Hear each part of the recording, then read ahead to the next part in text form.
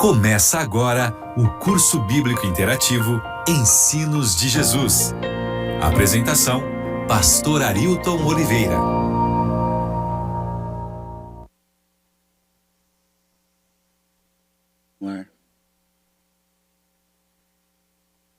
Olá, queridos amigos ouvintes da Rádio Novo Tempo, que bom estarmos juntos mais uma vez para estudarmos o nosso curso bíblico interativo.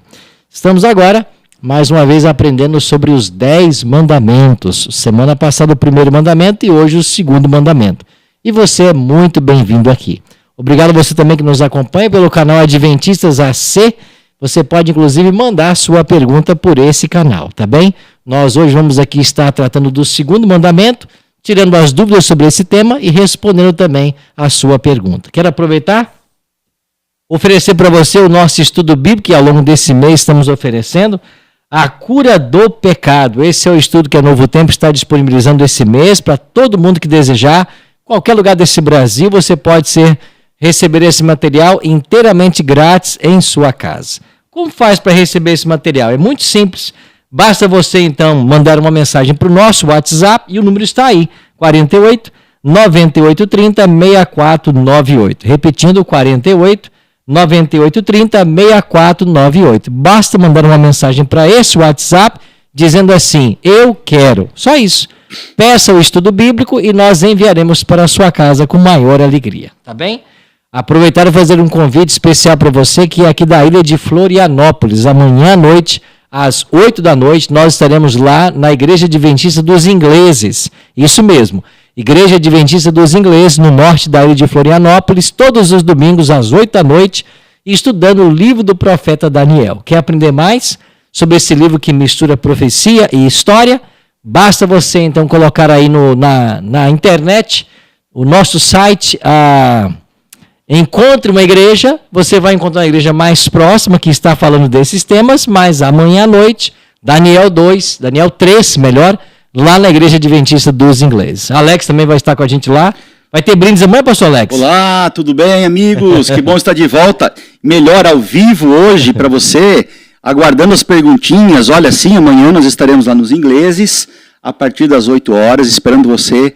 Se você chegar lá dizendo assim: olha, eu assisti o podcast pelo canal a Associação Catarinense, eu assisti o podcast pelo canal Arilton Oliveira, eu ouvi pela rádio, nós vamos te dar um brinde especial amanhã à noite, lá nos Ingleses. Então, 8 horas começa o nosso programa, e lá em Brusque, quarta-feira, hein? Quarta-feira à noite, no Clube Paysandu, em Brusque, nós estaremos também, sede do Clube Paysandu. Então vai ser uma honra, uma alegria receber você lá. Nós temos certeza que vai ser um programa para você e para nós, muito especial.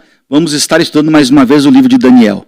Muito bem, então amanhã esperamos você na Igreja Adventista dos Ingleses e quarta-feira lá no Clube Paysandu em Brusque, também às 8 da noite. Bom, para o estudo dessa tarde, a respeito do segundo mandamento, estamos recebendo aqui, além do pastor Alex, que é o nosso gerente dos empreendedores adventistas aqui da Associação Catarinense, o pastor Sidney Rosa. Acertei, né? Que tem o Sidney Bueno também, né? O pastor Bueno, ele já acabou pegando outros ares aí, então ficou só o Sidney Rosa aqui mesmo agora. Só o Sidney Rosa. Pastor Sidney, tudo bem? Seja bem-vindo mais uma vez, viu? Obrigado, pastor, pelo convite, uma saudação a todos os amigos aí nas suas respectivas casas e obrigado por nos aceitar na sua casa aí, que junto com essa presença desses 3 pastores recebam também as bênçãos de Deus, né? Amém. Pastor Sidney cuida da igreja aqui de Campinas e estamos em construção de uma nova igreja que, se Deus quiser, em setembro será inaugurada. Amém. É isso aí, pastor. Em setembro, planejamos inaugurar a igreja que vai ficar na beira-mar de São José. Ela vai receber esse nome, inclusive, né? IAS de Beira-Mar. Foi votado hoje na igreja, né? Votado hoje. E será uma bênção. Quem pregou na sua igreja lá hoje? Hoje fui eu mesmo, né? Um pregadorzinho. Você pregou lá hoje. Coitado. E vocês almoçaram juntos, você e o pastor Arilton? Pastor Arilton é a tua ovelha lá da igreja de Campinas, né? Você é o pastor da família pastoral aí do pastor Arilton. Pois é, o pastor Arilton aparece às vezes lá sem avisar, Alex. Hoje foi o caso, faz né? passar vergonha lá, porque eu fico com vergonha de pregar na presença dele, né? Imagina uma autoridade, né? Brincadeiras à parte, a mensagem foi abençoada hoje, abençoada. Né? Falando sobre o sumo sacerdote lá, Josué, e a sua unção, né? a sua justificação. Belo sermão, viu, pastor? Muito bom. Saímos alimentados. Pois bem, vamos então fazer uma oração para começarmos esse estudo, mas antes eu quero lembrar você, amanhã, domingo à noite, eu vou estar nos ingleses, mas em todas as igrejas adventistas aqui da Associação Catarinense, que cobre a grande Florianópolis, centro-sul do estado, nós em nossas igrejas estaremos estudando esse mesmo tema, o segundo mandamento. Então acesse o site encontromaigreja.com.br, coloque o seu CEP, descubra a igreja mais próxima da sua casa e venha fazer-nos uma visita, estudarmos amanhã presencialmente o segundo mandamento. E hoje, aqui na Rádio Novo Tempo. Vamos orar então? Vamos orar. Pastor Alex, ora para a gente. Posso orar. Bom Deus, mais uma vez, muito obrigado por esse momento de estudo da Tua Palavra que nós teremos aqui através da rádio, através do podcast. Te agradecemos por todos os amigos que estão nos ouvindo. Te agradecemos, Senhor Deus, porque a Palavra veio a nós, até nós, e nós agradecemos por ter esse objeto de estudo hoje. Pedimos as Tuas mais ricas alegrias também àqueles que no dia de hoje se reúnem em casas, em pequenos grupos, para estudar a Tua Palavra e em frente ao rádio também. Amém. Nós te agradecemos, Pai, pedimos Tuas bênçãos em nome de Jesus. Amém. Amém. Amém. Nessa sequência dessa série a respeito dos 10 mandamentos, hoje então iremos estudar o segundo mandamento. Eu queria começar aqui então lendo, esse segundo mandamento que aparece em Êxodo, no capítulo 20, nos versos 4 a 6. Assim, Deus escreveu. Interessante, É o próprio Deus quem escreve aqui. Não farás para ti imagem de escultura, nem semelhança alguma do que há em cima nos céus, nem embaixo na terra, nem nas águas debaixo da terra. Não as adorarás, nem lhes darás culto, porque eu sou o Senhor teu Deus, Deus zeloso, que visita a iniquidade dos pais nos filhos até a 3ª e 4ª geração daqueles que me aborrecem, e faço misericórdia até 1000 gerações daqueles que me amam e guardam os meus mandamentos. Então aí está o segundo mandamento de uma forma muito clara: não farás para ti imagens de escultura. Eu queria começar lembrando você que quando o templo de Salomão foi construído, ali em 1 Reis capítulo 6, você tem a oração de dedicação feita pelo filho de Davi, Salomão. Ele vai fazer esta oração e ele vai deixar muito claro de que esta casa que ele construiu não podia conter a Deus. Lá em 2 Crônicas também registra o mesmo evento, quando ele diz: eis que os céus e até o céu dos céus não te podem conter, quanto menos esta casa que eu edifiquei. Deus, ele é transcendente, imanente, onipotente, onipresente, e é claro que não vai ser uma casa que vai recebê-lo. Mas o segundo mandamento, que nos adverte contra o perigo da idolatria, justamente foca em nos ajudar a entender que quando nós adoramos um ídolo, nós estamos minimizando o Deus verdadeiro. Porque Deus não pode ser comparado com nada que possa ser construído. Na realidade, nós o reduzimos à dimensão de um conceito meramente humano. E este é um grande pecado. Mas eu queria começar perguntando, posso começar aqui pelo pastor Sidney, Pastor Sidney, há uma diferença entre nós usarmos para questões pedagógicas figuras, imagens, daquilo que está proibindo o mandamento? Ou no arcabouço dessa proibição, no bojo da proibição do segundo mandamento, qualquer coisa que seja escrita, desenhada ou esculpida também incorre em pecado. Há uma diferença? Sobre o mandamento que o senhor acabou de ler, ele fala: não farás para adorar. Não são 2 mandamentos, Não farás e outro, não adorarás. Então Deus proíbe fazer esculturas com um propósito de adoração, veneração, uma pessoa se inclinar, pedir alguma coisa para aquele pedaço de madeira, gesso, metal. Então o propósito tem a ver com a adoração. É interessante, pastor, que o próprio Deus, quando fez o templo, havia algumas esculturas no templo, Entre elas, lá no lugar santíssimo, tinham querubins esculpidos lá, e que as pessoas não usavam aquilo para adoração. Haviam querubins bordados nas cortinas, as pessoas não se inclinavam àqueles anjos, Então, uma coisa é um propósito pedagógico, uma ilustração, uma visualização de alguma coisa, e outra coisa, adoração, consiste de você achar que aquele pedaço de pau é uma espécie de um amuleto que vai te ajudar a se conectar melhor com Deus. Aí que está o problema. Interessante, né? Inclusive na construção lá do próprio santuário, Deus dotou, né, a 2 homens especiais, né, o Aliel e ao Alib, né, para que eles tivessem a habilidade para confeccionar todas essas pinturas, esses bordados, para que o templo ficasse ali o mais agradável possível. Mas é bom a gente tocar nesse assunto, porque até mesmo alguns queridos irmãos de nossa igreja às vezes ficam pensando, né, que o fato da gente usar um slide, uma figura, né? Eu lembro de uma vez, pastor, que um pai muito sincero, zeloso, mas ele proibiu as filhas de terem bonecas, de brincar com bonecas, porque ele achava que isso ali era uma imagem de escultura. E a gente teve que conversar com ele para explicar, né? Não é esse o propósito do mandamento, proibir qualquer representação, né?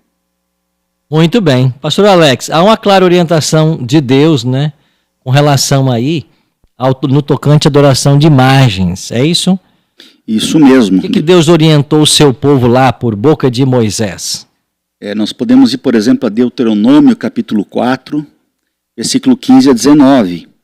Aqui a orientação é bem clara. Guardai, pois, cuidadosamente a vossa alma, pois aparência nenhuma vistes no dia em que o Senhor vosso Deus vos falou em Horebe, no meio do fogo, para que não vos corrompais e vos façais alguma imagem esculpida na forma de ídolo, semelhança de homem ou de mulher, semelhança de algum animal que há na terra, semelhança de algum volátil que voa pelos céus, semelhança de algum animal que rasteja sobre a terra, semelhança de algum peixe que há nas águas debaixo da terra.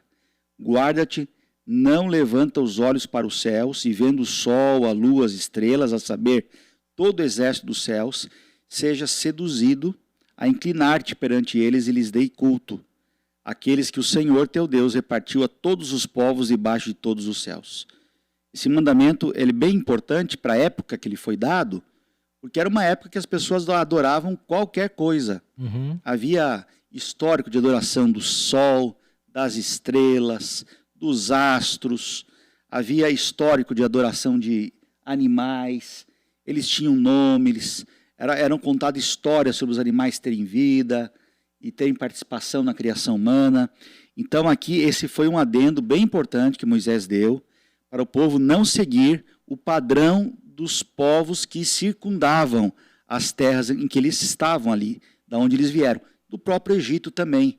A gente sabe que cada praga do Egito foi direcionada a um deus. E esse deus tinha rosto de animais, tinha rosto de certos elementos da natureza. Então foi uma ordem bem expressiva, bem oportuna na época, que foi dada a Moisés. Ok. Então o mandamento foi muito claro e Deus orientou Moisés a orientar o povo que não fosse feito nada ali de escultura para que eles adorassem. E é bom a gente lembrar que o povo de Israel convivia com nações idólatras, né? É incrível, né, pastor? Porque se viesse de uma mente humana essa orientação, ela não fugiria desse padrão, né? Seguiria o mesmo padrão de todas as religiões ali. Então, e ali cada um adorava o seu Deus, inclusive envolvendo sacrifícios humanos, né? Crianças, etc. Bom, queremos convidar você que está nos assistindo aí pelo canal no YouTube Adventistas AC, aproveita para se inscrever no canal e mandar também sua pergunta. Então manda sua pergunta pelo canal. Você também que nos assiste aqui no Instagram, pode também mandar a sua pergunta. Hoje o nosso tema é a respeito então do segundo mandamento, a proibição de se adorar imagens de escultura.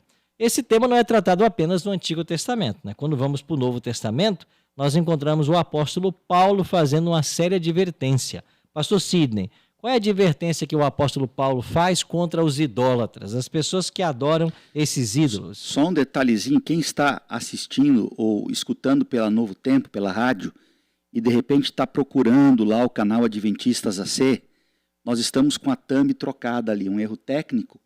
Você pode entrar ali na Adventistas AC, vai estar escrito assim, 21º Campuri. ao vivo. Nós estamos aí nessa thumb. Então pode ser que você entre ali. Ok. Eu tive dificuldades para encontrar ali. Você pode acessar ali. Se você tiver alguma pergunta, acesse ali então o 21º campo. Por isso será trocado depois a thumb, aquela figurazinha que fica ali. Mas você pode fazer então a pergunta por ali. Pastor, desculpe interromper. Então nós vamos lá, pastor, ler Romanos 1, verso 22 e 23. Está escrito o seguinte: inculcando-se por sábios, tornam-se loucos, e mudaram a glória do Deus incorruptível em semelhança da imagem de homem corruptível, bem como de aves, quadrúpedes e répteis. Essa era Paulo chamando essas pessoas que praticavam esse tipo de idolatria de loucos, né? E era muito comum no mundo de Paulo, mundo romano, as pessoas terem essas figuras idólatras, né? Eu lembro lá na cidade de Cesareia de Filipe, há uma parede imensa lá com várias pequenas grutas, e ali ficava uma quantidade infinita lá de deuses e que eram representados, colocados naquelas pequenas grutas. Então esse era um mundo romano que praticava o mesmo padrão idólatra lá do Antigo Testamento, colocando em imagem os seus deuses. Um exemplo é aquele minotauro, né? Que a gente vê da cultura grega, romana ali. Verdade. Que você tem que é metade cavalo e outra metade é ser humano. E tem aqui até o busto aqui, a parte do rosto humano, e os pés são de um quadrúpede, né? Então é comum você ver isso na cultura antiga. Eu conheci esse Minotauro, foi na Cuca, lembra do sítio Capão Amarelo, né? Lá tinha um Minotauro, Tirou passava teu muito sono. medo, viu? É. Terrível aquele Minotauro, viu? Nunca mais viu o sítio Capão Amarelo por causa disso. Ó, o Alex Júnior 565 tá aqui. Pastor, eu quero saber sobre a serpente que Deus mandou levantar. E aí? Deus usou uma imagem também? Como é que podemos explicar esta serpente de bronze levantada, né? À luz do segundo mandamento. O Alex Júnior quer saber aqui, viu? Então o Alex vai responder para o Alex Júnior aqui, né? Vamos lá.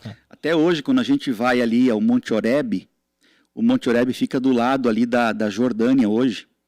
Você sobe lá em cima e tem uma escultura hoje, também em bronze, uma cruz levantada. Não sei se você esteve lá também, aquela cruz levantada com a serpente. O povo começou a ser mordido pelas serpentes no deserto e a ordem de Deus foi esculpir essa serpente e levantar no madeiro. Fica nítida aqui a representação daquela serpente com Jesus Cristo na cruz. Quando Jesus Cristo se torna o pecado por nós. A Bíblia tem paralelos interessantíssimos. Por exemplo, o leão que a gente vê lá, mencionado na Bíblia como estando rugindo ao nosso redor, livro de Pedro, ele representa Satanás. Mas Deus é também o leão da tribo de Judá. A mesma coisa a serpente. Quando é dada a promessa em Gênesis, que seria pisada a cabeça da serpente, ao mesmo tempo Moisés, por ordem de Deus, levanta uma serpente no deserto para dizer o seguinte: aquele Cristo vai se tornar maldição para salvar as pessoas. E ela não era adorada, aquela serpente no deserto. A ordem não foi de adoração. Foi olhar para a serpente, e conforme se olhava para aquela serpente, as pessoas eram curadas. Em momento algum, Deus deu uma ordem de adoração ali. Ainda que ela representasse, naquele momento, Jesus Cristo. Estou certo disso ou tem mais algo a acrescentar, pastor? Perfeito, pastor. É isso mesmo. Cristo foi feito pecado por nós. Foi feito pecado por nós. Então estava ali uma imagem, trazia uma representação pedagógica, né, como disse o pastor Ayrton no início, e trazia esse conhecimento sobre Cristo mesmo. Aliás, essas imagens pedagógicas sempre rondaram o povo de Israel. No Antigo Testamento é muito comum você ouvir as histórias de judeus, já de famílias judias, em que eles contavam as histórias da Bíblia usando as estrelas como Aqui na igreja nós usamos, ainda hoje, algumas igrejas usam, o flanelógrafo, que é uma espécie de um mural de tecido em que as crianças têm ali os personagens bíblicos representados. E no Antigo Testamento isso era feito com as estrelas. Eles usavam histórias da natureza para representar as grandes histórias da Bíblia, do reino de Deus, de Adão e Eva, dos primórdios da criação. Então Deus sempre foi muito pedagógico. Deus tem uma preocupação com isso. Fato é que Jesus, quando veio, ele usou inúmeras parábolas. Ele usava as aves do céu para contar e tirar lições, a semente que caía no campo, falava dos espinhos, falava da vida da vida dos animais. Ou seja, Jesus usava inúmeros exemplos em suas parábolas, que nada mais são que a pedagogia de Deus ao tentar imprimir as coisas celestiais no coração humano. Olha aqui o Pengo 000 faz uma outra pergunta. Uma pessoa que é muito vaidosa é idólatra de si mesma? E aí? Agora, Quer responder essa? a gente tem um caso lá no livro de Atos, né, do rei Herodes, em que as pessoas estavam lá fazendo um banquete para ele e celebrando ali o domínio dele. E alguém disse, olha, ele fala como um deus. E ele falou assim, olha, eu gostei desse negócio, fala como um deus. Naquele mesmo instante, a Bíblia fala que ele caiu morto, comido por vermes, rei Herodes, né? Ele não deu glória a Deus, mas era uma adoração de si mesmo. Então, com certeza, a pessoa pode praticar a idolatria de si, né? A gente tem aí o tal de narcisismo, as pessoas que gostam de tanto de se olhar para si, para o espelho, se admirar. Esse é um problema também. Eu acho, pastor, que a questão da imagem, o ponto central, talvez, que Deus queria ensinar para o povo, era que ele só é adorado através do relacionamento. Deus não é um objeto, né? O objeto você coloca em cima da mesa, está ali. Deus não dá para colocar em cima da mesa. A gente precisa ter relacionamento com Ele, como uma pessoa tem, conversando, ouvindo Ele, para poder adorá-lo. Naquele episódio do bezerro de ouro, lá de Êxodo, né? Eu tenho a impressão, pastor, que ali eles queriam fazer uma imagem de Deus. Não era de um Deus pagão, o bezerro. Vamos fazer uma imagem do Deus que tirou a gente do Egito. Era a ideia deles. E Deus não aceitou aquilo. Porque a ideia não era só de não representar outras divindades pagãs, mas nem Deus deveria ser representado. Ou materializado ali, né? Talvez. Materializado, né? Porque Deus precisa de relacionamento. E sem relacionamento com Deus não há adoração.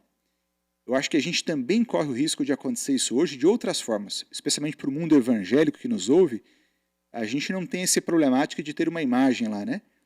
Mas talvez você compra lá na sua igreja um sabonete abençoado e acha que por ter aquele sabonete abençoado, Deus está na sua casa. Mas existe esse sabonete abençoado por aí? Estão vendendo isso já? Olha, pastor, cada coisa que fazem, né? Então, essa é a problemática, a gente colocar num objeto uma espécie de pé de coelho religioso. Um objeto que dê boa sorte e substitua meu relacionamento com Deus por uma coisa que eu tenho ou não tenho. Eu lembro de um certo líder religioso lá do Japão, que ele vendia a água do banho. Ele tomava banho na água e vendia para as pessoas, né? Era uma água abençoada. Uma água abençoada. Interessante.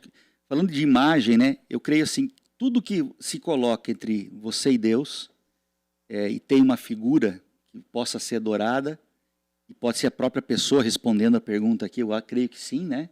A autoimagem, a pessoa que cultua o corpo de forma exacerbada, que se preocupa demais com aquilo que as pessoas estão vendo nele, que passa a não ser feliz o dia que ele engorda um pouquinho, ou seja, o corpo pode sim ser um Deus, né?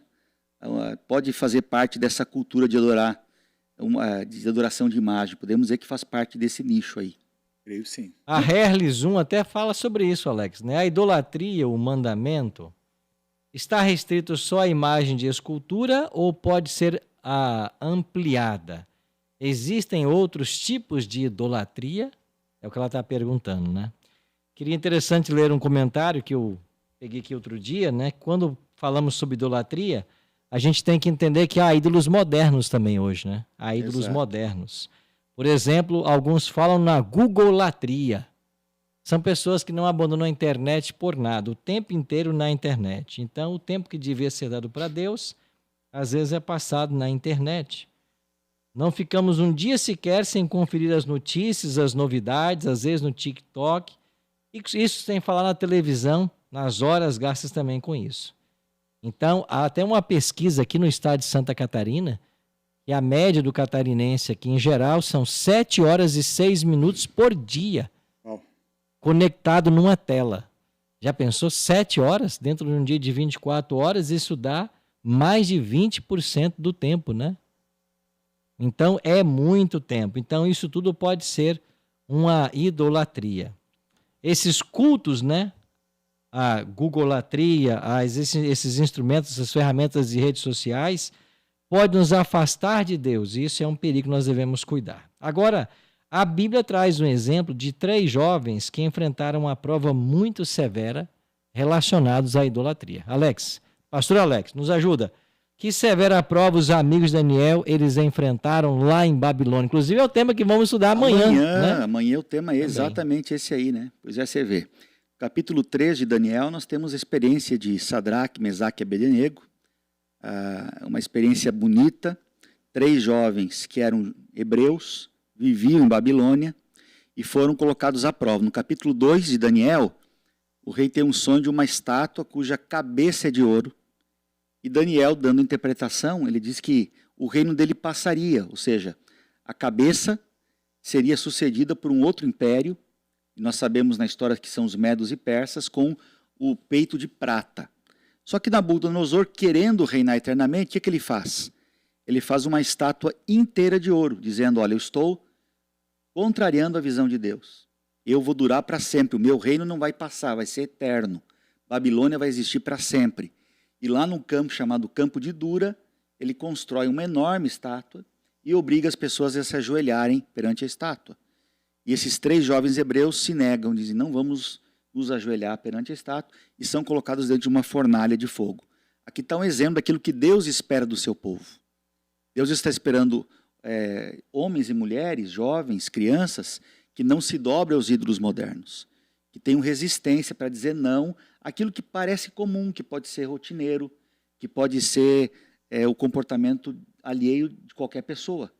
Ou seja, lutar contra a idolatria, dizer não aos falsos ídolos. E o grande problema, sabe o que eu penso nos dias de hoje? É que no passado a gente tinha ídolos muito identificáveis. Os ídolos estavam lá na prateleira, esculpidos. E hoje, será que os ídolos, a gente consegue percebê-los como percebíamos no passado? Porque hoje você tem televisão, você tem internet, você tem outdoor, você tem comunicação de várias maneiras, você tem jogos, você tem filmes, você tem... Ou seja, o perigo da gente é viver num mundo que a gente não mais reconhece os ídolos. Eles estão em toda parte, a gente já acostumou com eles e às vezes nós não temos nem como identificá-los mais. Isso não é um perigo moderno? Com certeza, pastor. Eu acho que essa história, pastor Alex, de Nabucodonosor, ela ilustra bem como é que se formam os ídolos. Eu acho que não é uma pessoa assim que resolve esculpir uma imagem e depois fazer uma mitologia em torno dela, né? Mas é o contrário, nasce no coração humano. No caso ali, Nabucodonosor, o orgulho de ter uma nação eterna, ele falou, agora eu vou materializar esse orgulho da minha nação em forma de uma imagem de ouro. E assim com os demais ídolos também de hoje. Por exemplo, antigamente lá os romanos tinham o deus Baco, né? Que era o deus da orgia, era o deus da glutonaria. E esse desejo, esse vício da natureza humana, um dia foi materializado em forma de um deus. Criou-se uma mitologia para ele, mas nasceu no coração humano. Eu acho outros deuses, como por exemplo a Afrodite, né, que era a deusa da beleza, do amor, mesma coisa, a cultuação do eu, do corpo, do físico, da estética, um dia se transformou numa imagem. Mas tudo nasceu no coração humano. Um dos deuses mais ali perigosos, uma das idolatrias mais perigosas para Israel sempre foi Baal.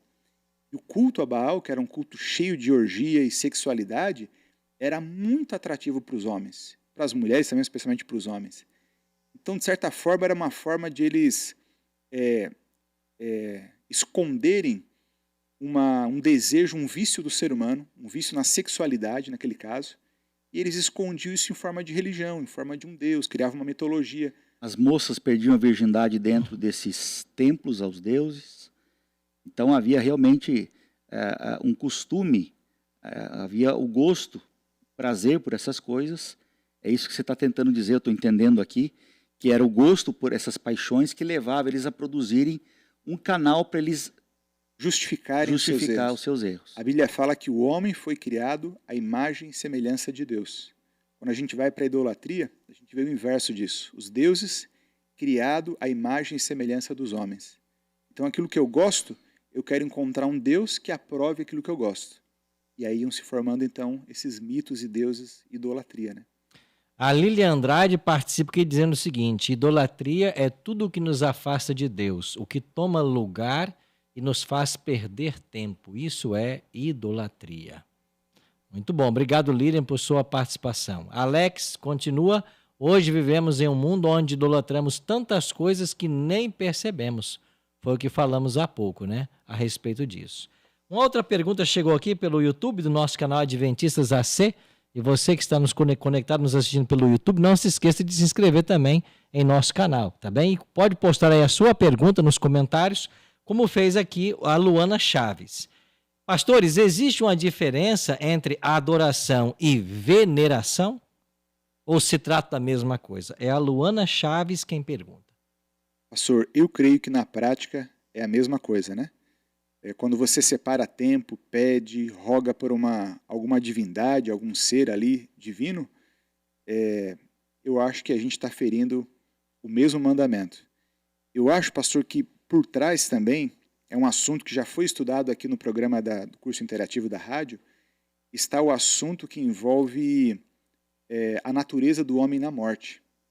Uma vez que você entende que uma pessoa que está morta descansa, esperando a tem como de alguma forma interceder por você. Então talvez a raiz de grande confusão que é feita no mundo religioso, cristão especialmente hoje, né, a idolatria dentro do cristianismo, é pela confusão do assunto da morte. Porque se a pessoa está viva realmente em outro lugar, olha, até que estaria, né, pedir por essa pessoa seria até uma coisa não tão errada, mas a Bíblia fala que os mortos estão mortos. Então aí está uma raiz mais profunda do problema da veneração de santos que já morreram, né? Como São Paulo. Porque a veneração está ligada a mais esses mortos, as pessoas que já morreram, os santos, né? Santos. Enquanto a adoração está ligada mais a Deus. Mas no fundo é a mesma coisa, como você falou. Não deixa de ser a mesma coisa. Embora no vocabulário alguns queiram tornar duas coisas completamente diferentes, né? Veneração exclusivamente a santos, adoração a Deus. Mas acaba sendo uma coisa só. Eu lembro quando Pedro chegou na casa de Cornélio, lá em Atos 10, se eu não me engano, e Cornélio se ajoelha diante de Pedro, que era um líder importante da igreja ali. E Pedro fala, se levanta porque eu sou homem igual a você. Que é isso, né? E não aceitou ser adorado. Aceitou. Pois bem, vamos avançar no nosso estudo de hoje, lembrando a você que amanhã à noite, nas igrejas adventistas da região centro-sul de Santa Catarina, esse mesmo tema, o segundo mandamento, vai estar sendo tratado. A cada domingo, um mandamento. Todas as igrejas adventistas, centro-sul de Santa Catarina, às 8 da noite, amanhã, domingo, a gente vai recapitular esse tema. Vamos voltar então a esse detalhe que foi toda a origem do problema da idolatria, quando nós estudamos a respeito de como essa doutrina foi tratada ao longo do tempo. Esse segundo mandamento, houve um ponto na história em que ele é tirado, né, da lei de Deus. Queria que os pastores comentassem então, por que esse mandamento hoje não aparece em alguns catecismos de algumas igrejas. Como vocês veem essa situação e por que isso aconteceu? Pode. Então, pastor, é algo realmente que nós encontramos na Bíblia, o mandamento, em algumas ensinamentos não aparecem mais. As pessoas deliberadamente modificaram o mandamento. Modificaram por questões de conveniência, né? O mundo pagão que estava se convertendo pedia para si que os deuses que eles tinham lá no paganismo, os deuses romanos, fossem substituídos.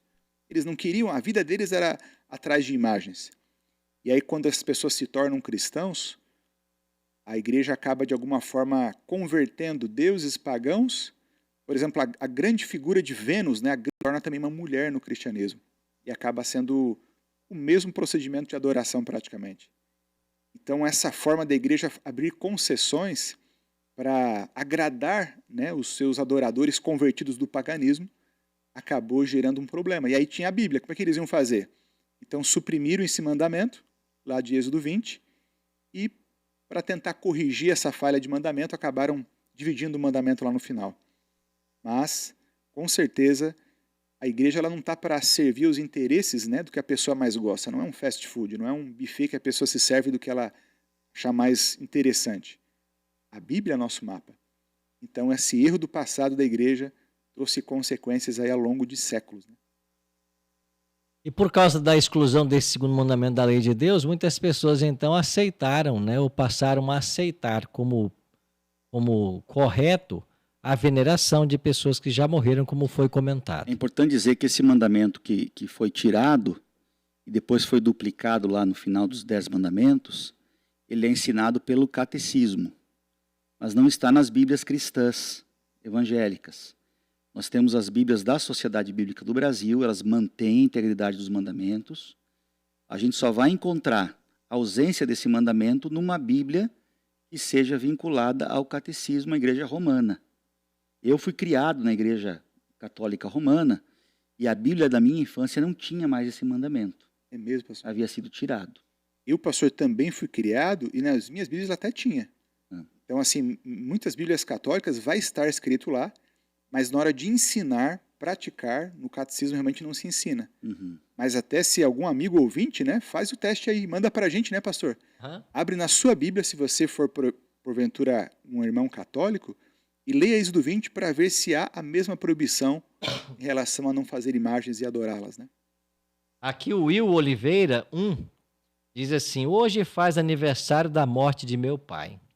Ele faleceu no dia 22 de abril de 2005.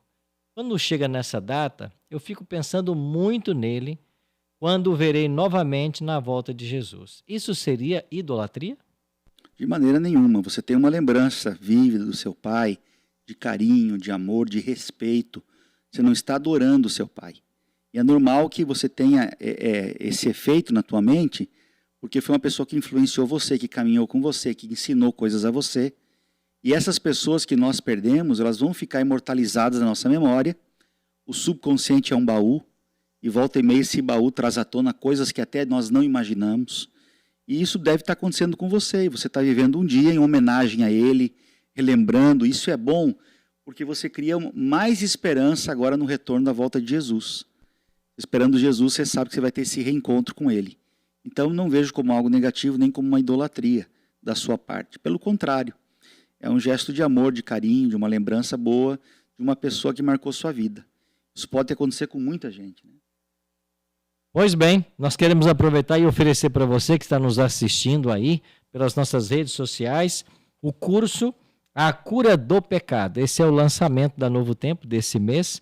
Estamos oferecendo aqui em todos os nossos canais. Você, para receber em casa essa revista, sem pagar nenhum centavo por ela, basta você mandar uma mensagem agora para o nosso WhatsApp. O nosso número eu vou dar agora, 48 9830 6498. Esse é o WhatsApp da Rádio Novo Tempo de Florianópolis, 48 9830 6498. Basta dizer assim: eu quero. Vamos mandar um link para você.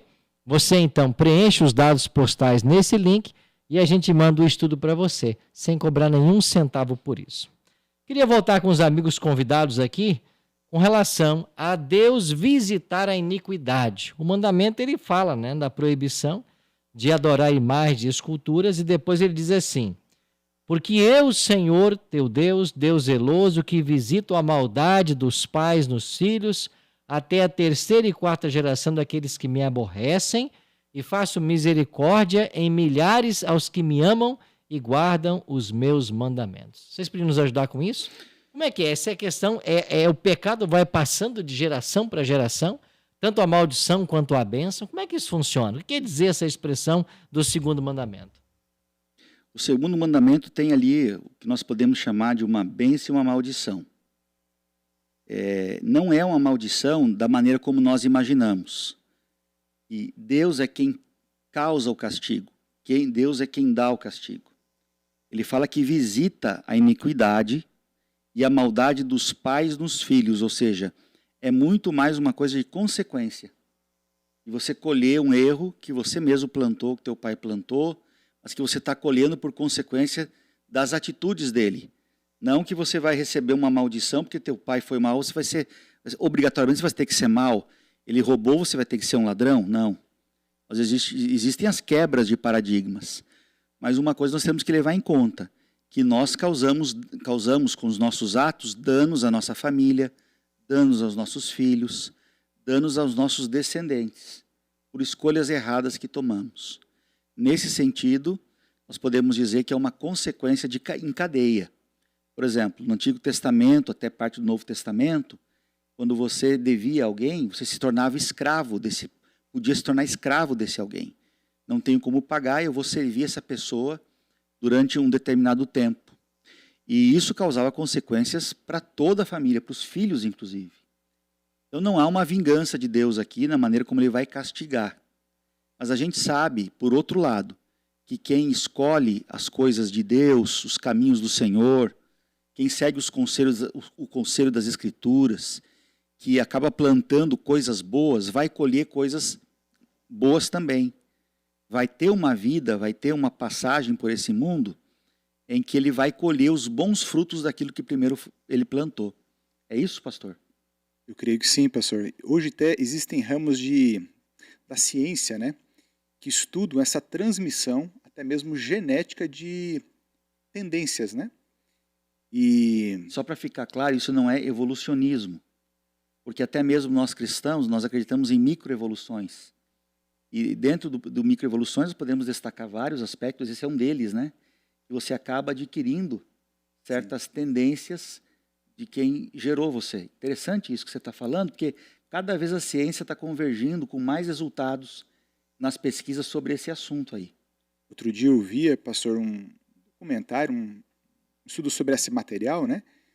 E eles diziam isso, né, que às vezes se você tem um comportamento, vamos exemplificar aqui, o alcoolismo, por exemplo, a tendência é que o seu filho, mesmo que você deixou de beber, o seu filho nasça com essa tendência, ela é grande. Essa tendência vai ser transmitida através da genética. Só que esse mesmo documentário que eu assistia lá, ele falava o seguinte, essas tendências elas se replicam geralmente em 3 ou 4 gerações. Ou seja, eu vejo coisas, para exemplificar melhor ainda, né, que a minha filha faz, que eu não faço, mas a minha mãe fazia igualzinho. Eu não faço isso, eu nunca fiz, mas a minha mãe fazia, e a minha filha faz. Então, mesmo que isso não se deu continuidade em mim, eu transmiti para minha filha de alguma forma, né? São as tendências herdadas, né, que a gente já ouve falar aí. E isso talvez continue até uma 3ª e 4ª geração, essas consequências de um erro seu do passado. O que a ciência fala para a gente é o seguinte, você não é escravo do seu DNA. Hoje eles descobrem isso. Os genes ligam e desligam. Então é possível você transformar uma tendência, olha, eu nasci com tendência para promiscuidade. Eu posso mudar isso. Eu posso ser transformado por Jesus, ele transforma qualquer tendência, né? Herdada ou aprendida durante a vida. Né? Ou cultivada. Então, essa pode ser transmitida até uma 3ª e 4ª geração, mas ali tem uma bênção maior ainda, né? Ele fala que quem obedece os mandamentos, a bênção é por 1000 gerações. Ou seja, Deus sempre muito mais abençoa, onde abunda o pecado, superabunda a graça, né? Então, se talvez você luta aí com alguma dificuldade e você herdou, saiba que a graça de Deus é muito maior do que qualquer herança sua. Então a Bíblia pode estar trazendo um conceito até genético aqui. A ciência que estuda isso... A Bíblia ela é científica. A gente vê várias ilustrações bíblicas que do ponto hoje científico são defendidos por cientistas cristãos, né? Ouvintes pesquisarem epigenética. Esse é o ramo da ciência que estuda essa transmissão de genes que podem ser ligados ou desligados no decorrer da vida. Não é ninguém com síndrome de Maria Gabriela, nasci assim, vou morrer assim, né? Dá para ser transformado, a ciência prova isso e a Bíblia já falava disso há muito tempo atrás. Inclusive é bem nessa linha que vem a pergunta próxima aqui da Emily e Rafael. Acho que é Emilian e Rafael. Como podemos quebrar as maldições dos nossos antepassados? Então ela entende aqui que há essa carga genética ou talvez espiritual de antepassados e como que isso pode ser quebrado. Existe de fato essa carga genética negativa? E se existe, ela pode ser quebrada? Como fazer? Emily Rafael está perguntando. Ellen White, uma escritora americana, tem um texto sobre isso, que ela fala dessas tendências herdadas, adquiridas, que são suplantadas pelo poder do Espírito. Mas só para a gente pensar aqui, Adão e Eva não traziam uma carga genética. Eles não tinham um pai e uma mãe anteriores, somente Deus que os criou. E mesmo assim eles tomaram uma decisão ruim. Eles pecaram. Ou seja, a gente pode quebrar essa cadeia ou para o bem ou para o mal. Porque acima de tudo nós temos uma coisa chamada livre-arbítrio. Cada um vai ter, como tem aquela frase que diz assim, cada um de nós tem um piano para carregar. Talvez a minha luta num aspecto não vai ser a luta do pastor Sidney no aspecto dele. Para uns é o alcoolismo, para outro é o vício em drogas, para outro é pornografia, para outros masturbação, para outros é adultério, para outros é a dívida, jogos de azar. Cada um tem um calo para apertar na vida. Mas nenhum deles é definitivo na questão de sobrepujar a escolha pessoal, o livre-arbítrio que Deus nos deu. E a gente tem tanta história de superação nos nossos dias, no nosso mundo. Pessoas que superaram, às vezes, uma maldição de família, que seguiram algo contrário para ele. Então, no Espírito Santo, em Deus, eu creio que tudo é possível, com menos ou mais lutas. Para alguns vai ser mais difícil. Para outros, bem menos complicado, né, pastor? É isso aí. Felizmente. Aqui estão pedindo para repetir o WhatsApp. Eu vou repetir o WhatsApp aí do Estudo Bíblico, onde você pode solicitar o seu. É 48 98 30 6498. Repetindo, 48 98 30 6498. Basta dizer assim, eu quero. Você vai receber um link no seu WhatsApp para você colocar os seus dados postais, endereço, né, rua, etc. E nós vamos mandar para sua casa essa revista A Cura do Pecado, sem nenhum custo para você, tá bem? Peça já o seu. Bom, aqui no texto de nossa reflexão de hoje fala sobre a questão de adorar imagens. Eu queria mencionar aqui 2 motivos pelos quais não deveríamos adorar imagens de esculturas, santos, nem qualquer coisa parecida. Há pelo menos 2 razões da Bíblia. A primeira, o pastor Círio até mencionou aqui, né? Os mortos não sabem de coisa alguma. Eclesiastes 9, verso 10. As pessoas, quando morrem, elas entram para um total estado de inconsciência. Elas não têm consciência de nada. Por isso, não podem interceder por aqueles que estão vivos. Esse seria um primeiro ponto. O segundo ponto é que a Bíblia é clara em dizer que o nosso intercessor, o nosso mediador entre nós e Deus, não é nenhum ser humano. É apenas Jesus Cristo. Paulo vai falar sobre isso em 1 Timóteo capítulo 2, verso 5. E Paulo apresenta claramente Jesus Cristo como o advogado, o mediador entre nós e Deus. Infelizmente, por causa da quebra desse segundo mandamento, muitos hoje estão adorando deuses, ou às vezes santos, criados na imaginação do religioso, e aí estão buscando a ajuda de pessoas que já passaram por aqui, que já morreram, como Virgem Maria, Pedro, Paulo e outros mais, mas a Bíblia é clara em dizer que esses não sabem coisa alguma e nem podem ajudar quem está vivo. Deus até faz uma pergunta interessante, né? Acaso a favor dos vivos se consultarão os mortos? Então é a loucura de você querer buscar a ajuda espiritual de alguém que morreu e está inconsciente à luz da Bíblia. Agora, ao mesmo tempo que esse segundo mandamento foi tirado da lei de Deus, isso é um cumprimento profético lá de Daniel 7:25, Daniel 8:12, mas ao mesmo tempo que se tirou esse mandamento, se criou ali então vários intercessores, mediadores para substituir a Cristo e o seu trabalho por nós no céu. Então isso é uma verdadeira aberração teológica. Alguém perguntou aqui, né? Se eu, ao estar orando a esses santos, eu estou em pecado. Sim, esse é o pecado claro da idolatria, de você colocar alguém no lugar de Deus. Então isso deve ser evitado, tá bem? A Bíblia diz que o salário do pecado é a morte, diz a Marluce 22:55. Acredito que Deus tenha levado o primeiro filho de Davi por conta do pecado gravíssimo que ele cometeu. Mas seria bom que os pastores falassem sobre isso, né? E aí, pastores, algum comentário sobre isso? Aquele ali colheu as consequências do erro dos pais? Como podemos encarar essa situação? E depois, mais uma outra perguntinha que eu faço daqui a pouco. Ó, tem gente colocando aqui nas redes sociais, eu quero, viu? Pessoal, não é eu quero na rede social, não. É eu quero lá para o nosso WhatsApp, 48 98 30 64 98. O filho pode receber a consequência do pecado do pai? Isso é possível? Como fica isso à luz de Ezequiel 18, por exemplo, né? Ezequiel 18 é um texto que fala, né? O filho não vai levar o pecado do pai, nem o pai do filho. Exatamente. Ou seja, cada um é responsável pelos seus atos. A gente não consegue entender claramente o que aconteceu ali com Davi, mas ele tirou a vida de um homem e 4 pessoas da família dele, ele foi restituído 4 vezes mais, né? 4 pessoas da família dele perderam a vida, foram assassinados, né? Ou morreram. Então, Davi pagou pelos seus erros ali, ele foi restituído, né? O pecado dele, mas a gente não pode dizer que aquela criança, inclusive um dia perguntaram para Jesus, né? João, o cego de nascença, quem pecou para que nascesse cego? Ele ou seus pais? Os seus pais.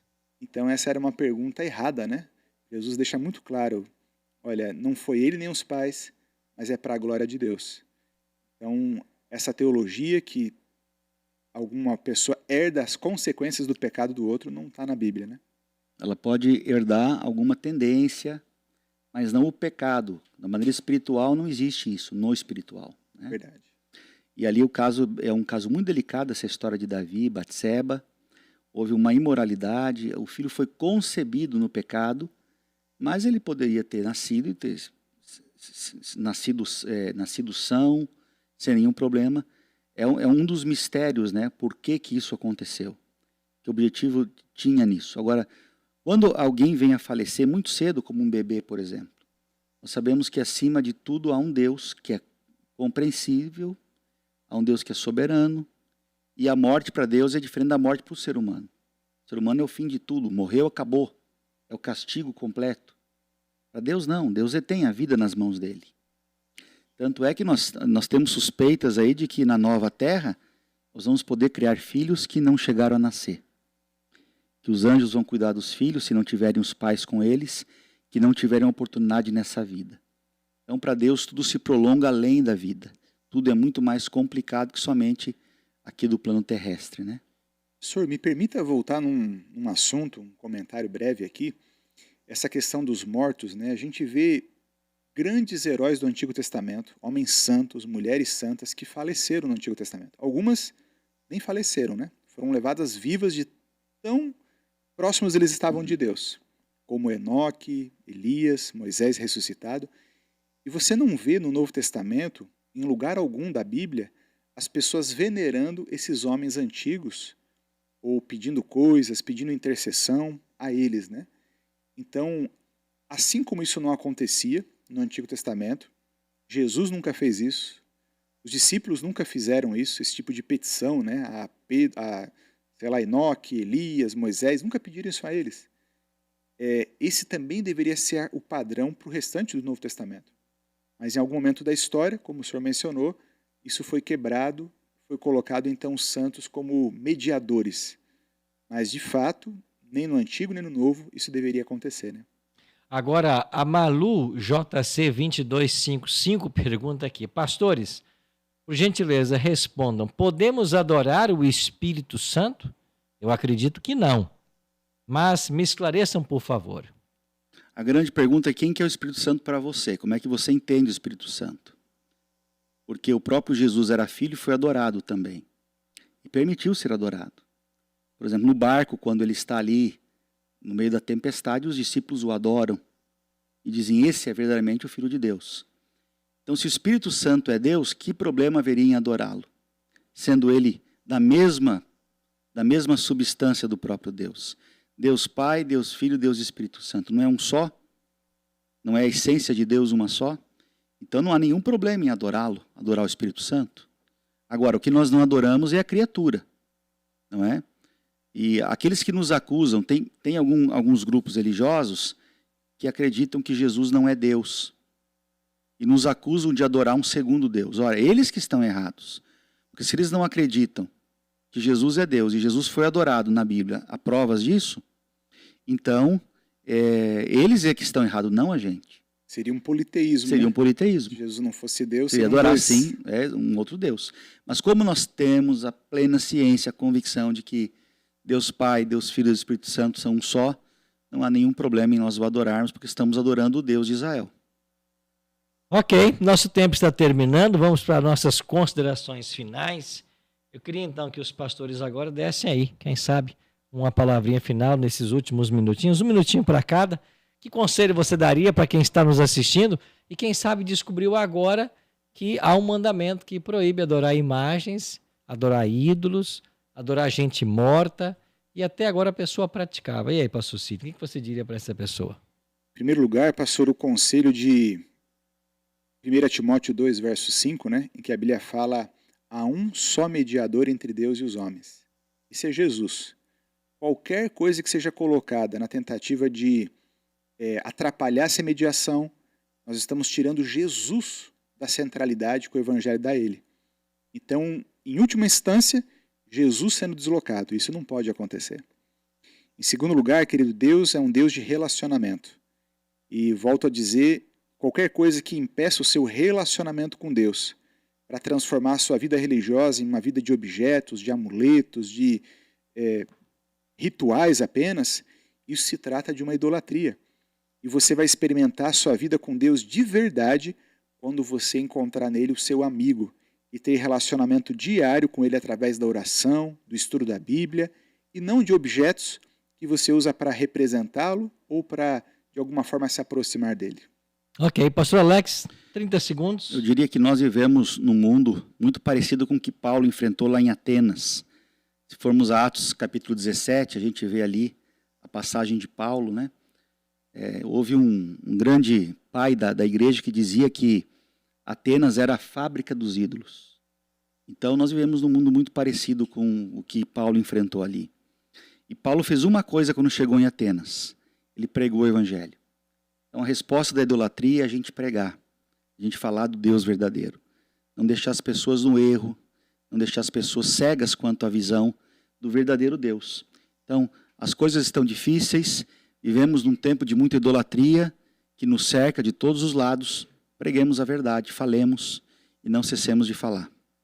Obrigado, pastores, né? Preguemos a verdade que o erro cai por terra. Na semana que vem, a gente vai se encontrar aqui 3 da tarde para tratarmos do terceiro mandamento e você é o nosso convidado.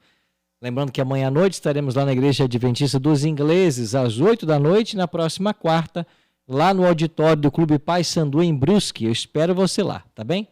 Pastor Cid, nos despeça com oração, por gentileza. Peço sim, pastor. Vamos orar, queridos. Nosso Deus eterno, obrigado porque o Senhor é um Deus vivo, pessoal, real, e nós queremos colocar a nossa vida em Tuas mãos de uma maneira genuína. Nós queremos Te adorar em espírito e em verdade, e não depender de objetos, amuletos, para minimizar o nosso relacionamento com o Senhor. Nós queremos, Senhor Deus, que o Senhor seja um amigo pessoal, ande conosco, trabalhe conosco, estude conosco. Eu peço a Tua bênção para cada ouvinte da rádio, para que cada vez mais eles tenham um Deus vivo como um Deus próximo da vida deles. Em nome de Jesus, peço a Tua bênção por eles e por todos nós. Amém, Senhor. Amém. Obrigado, pastor Cid, pastor Alex, obrigado a você que nos acompanhou aí pelas redes sociais, pelo YouTube, pelo Instagram. Que Deus abençoe grandemente vocês e a gente volta semana que vem com o terceiro mandamento. Deus abençoe e até lá.